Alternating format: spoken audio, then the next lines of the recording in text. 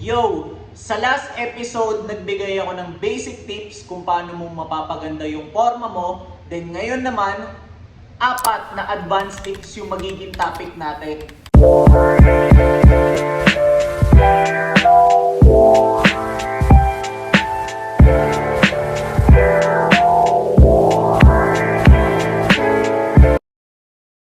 As usual, para nga pala sa mga hindi nakakilala sa akin, ay Mike Lacson at isa akong stylist para sa sarili kong streetwear brand, Vibes and Vices, and para sa isang creative agency which is Common Creative Department.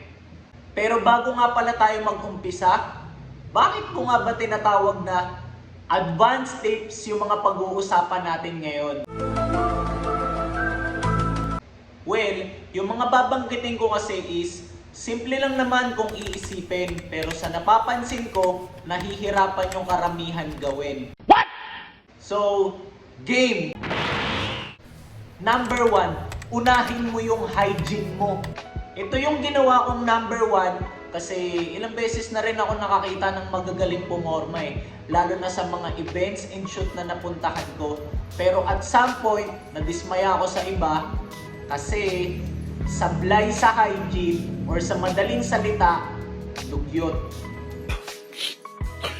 O kaya ikaw dapat naglalaan ka ng oras para i-check kung malinis pa ba yung mga kuko mo, yung tenga mo, pati kung swabe pa ba yung hininga mo, tsaka kung lagpas-lagpas na ba yung mga buhok mo sa ilong.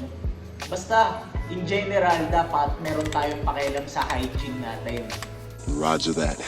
Homies, tandaan nyo, hindi matatabunan ng kahit anong magandang forma o mamahaling gamit kapag madumi tayo sa katawan. Parang may naamoy ako hindi maganda. Kaya, dapat maging conscious ka rin sa katawan mo, hindi lang sa mga sinusuot mo. Kasi, baliwala ang magandang forma mo, kung dugyot naman yung aura mo. Boom! Number 2, be confident. Pero, paano ka nga ba magiging confident in the first place? Nakakahiya kasi. Bali may nabasa ako na ang best source raw ng confidence is tignan mo palagi yung sarili mo as someone successful or as a winner. You can do it! Tapos lilinawin ko lang walang kinalaman to kung paldo ka na ba sa buhay o hindi pa. What do you mean by that? Basta kahit nasang sitwasyon ka man ngayon, tignan mo lang palagi in a positive way yung sarili mo. Sa ganitong paraan daw kasi, mas tataas yung tiwala mo sa sarili mo and maiiwasan mong idepende yung kumpiyansa mo sa mga bagay na meron ka or sa validation ng iba. Oh! So isipin mo, paano na lang pala kung mawala yung mga bagay na meron ka or makatanggap ka ng criticisms, di ba? Bale okay lang, kasi nga ang kagandahan is yung kumpiyansa mo nanggagaling sa loob sa kung paano mo tignan yung sarili mo. So hindi siya basta-basta titiklop o mababasag sa kahit anumang mangyari sa labas. So isipin mo na lang, hindi ka mahiyain, tapos komportable ka lang gumalaw kahit saan, pati makipag-usap kahit kanino, kasi nga confident ka, tapos magaling ka pang pumorma, di sobrang lupit mo na nun, di ba? Ang ganda mong lalaki! Tandaan mo, homie, dapat ikaw yung magdadala sa suot mo, hindi siya yung magdadala sa'yo. Kaya, improve mo yung confidence mo, kasi sayang ang forma pag mababa ang kumpiyansa.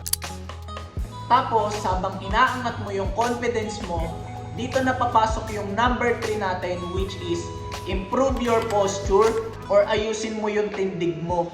Yes, sir. Bale, kaya ako naman to sinama kasi ilang beses na rin ako nakakita ng magagaling pumorma pero nakakainayang tignan. Kasi either pakuba-kuba kung maglakad or most of the time nakayuko. Basta alam mo yun, kahit na hindi mo pa nakakakwentuhan, alam mo na agad na mababa yung kumpiyansa. Kaya, take time rin para ayusin yung posture mo. Kasi ang poor body language is a sign na hindi ka confident, kaya ka lalamya-lamya. So man up, Basta siguraduhin mo lang na hindi magmumukhang pilit or matigas yung dating ng katawan mo. Dapat yung tipong swabe lang ba? Kasi sayang ang magandang forma pag malamya ang aura. Last but not the least, number 4, get fit. Well, mas masarap kasing pumorma once mas feel natin yung katawan natin, di ba? Bukod kasi sa mas magandang tignan yung mga damit sa atin, bilang modern men, marami pang benefits na mabibigay yung pagpapapawis tulad ng boost sa focus and discipline natin. Actually, bonus na nga lang yung magagawa niya sa physical appearance eh. Kasi, mas masarap palaging unahin ayusin yung mga panloob tulad ng kumpiyansa, ng disiplina, yung mga hindi ba nabibili ng pera. Kasi ito yung mga magiging foundation mo sa lahat ng bagay and bubuo ng karakter mo. So get fit kasi mas lulupit di lang yung forma mo pag may halong disiplina sa formula mo. At dito na nga natatapos tong episode natin. So see you sa next kong content.